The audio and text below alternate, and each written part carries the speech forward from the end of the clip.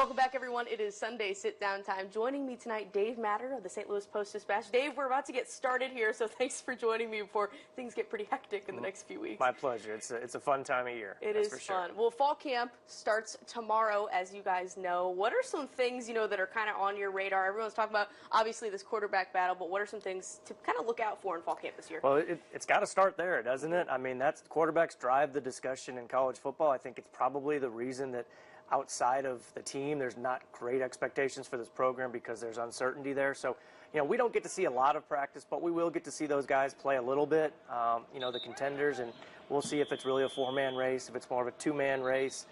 I don't really, knowing Eli Drinkwitz and how he runs things, I don't really expect him to announce a starter.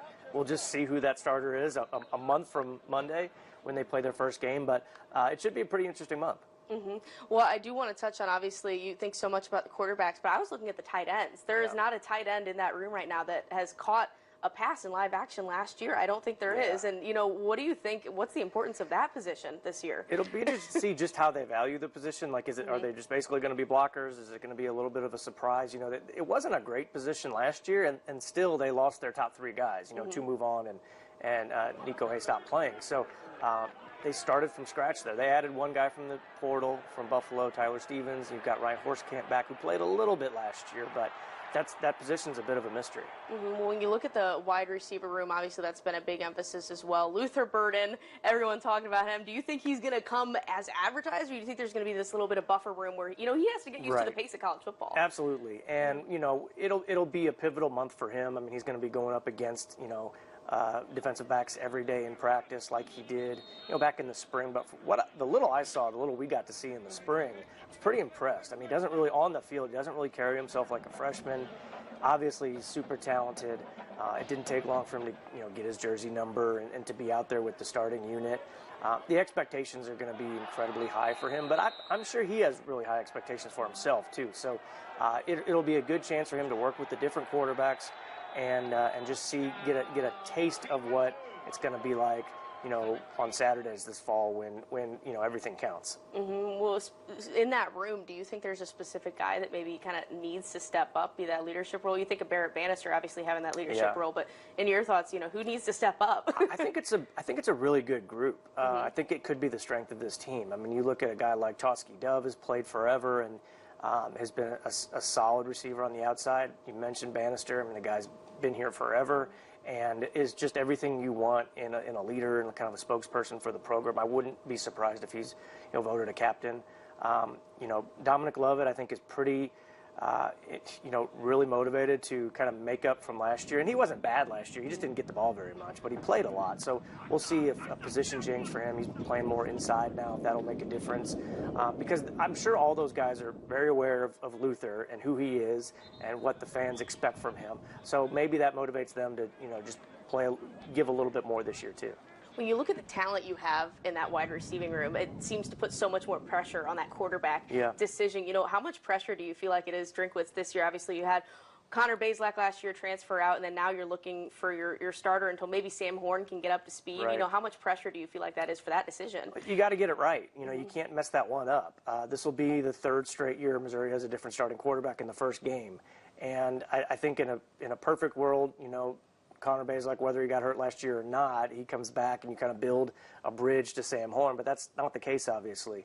So it's either going to be Brady Cook, who we saw a little bit last year, played pretty well in that bowl game, maybe Tyler Macon, or Jack Abraham, the seventh-year senior that they bring in from Mississippi State, who I think has a great shot if he has a strong camp. So, yeah, the pressure's going to be on those guys, no doubt. It's the most important position in the sport. But I think he's got some good receivers. Whoever it ends up being has some pretty good receivers to throw to. Well, when you look at the defense, another big emphasis heading into this one, do you think it's, we were talking to them at SEC Media Days a little bit. It seems like they kind of wanted to stick with the same scheme, kind of try to go along the same lines. Do you think, this might be a bit of a new defense, or do you think it's kind of sticking along those lines that Steve Wilks said? I think there'll be some changes. I mean, if you take over like Blake Baker's doing, third coordinator in 3 years, kind of like the quarterbacks, you want to make the transition sort of seamless, but you also want it to be your own defense, and you can't do something that they did last year just for the sake of doing it. So a lot of teaching this offseason, a lot of learning for sure. But on the other hand, it's a lot of new players too. So guys that weren't even part of last year's defense. So maybe that makes it a little bit easier. These veteran players on that defense, I mean, this will be their third system in 3 years. So they are, at this point, maybe they're just used to, having to learn something new. Who do you think to you kind of stands out on that defense? Maybe as a leadership role, I think of Martez Manuel, but, Right. Who do you think sticks out? Martez, for sure. I think Isaiah McGuire and kind of the guy that he's become, and the fact that they took him to SEC Media Days is a pretty good sign that they view him as, one of those real leaders. There's a lot of veterans that have played a lot of football on this team, on that defense. When you look at guys like Chad Bailey, Devin Nicholson, Darius Robinson, I think, is a guy that's kind of emerged as more of a leader. So they've got a lot of veterans there. They just have to put it together and figure out how to play on that side. When you look at the expectation, what do you think the expectation is for this defense? Obviously, last year such a rough start and ended on okay terms, right? But what do you think the expectation is? Third defensive coordinator in 3 years. Well, the cynical approach is, well, they can't be much worse than last year because they really can't through the first half of the season. But I think they need to build on the things they were doing at the end of the year. Maybe make things a little bit simpler for players to understand so they don't look completely lost out there like they did a few times, like last September, early October. And then they just have to do their own thing. They can't worry about the quarterback situation on the other side, whether things are developing on offense. They just have to go out there, and if they're a above average defense in the SEC, that means you're probably pretty good nationally. And that's probably good enough for this team, but we'll see. They've got a lot of new parts. Well, when you look at Drinkwitz, talk about expectations. What do you think the expectations amongst fans, maybe amongst the administration, what do you think that expectation is? Year 3 now for Eli. I think it's progress. You don't want to see steps backward. This has been a 500 team, 500 program for 6 years, really. I mean, they're one game below 500, I think, since Gary Pinkel coached his last game. So they've never really been bad, but they've never really been that good. They've just been kind of there. And they need to take a step forward, whether that's winning 7 games, whether that's pushing for 8, whether that's just being a lot more competitive against the best teams on their schedule. Don't suffer any losses to teams that you shouldn't lose to. But I think everybody wants to see progress. I don't think it's not a realistic expectation for Missouri to win the East, or even maybe be in the running in late November. But you want to see this team take steps forward because we know he's recruiting at a really high level. He's bringing in good players. But you need to start seeing that develop on the field on Saturdays.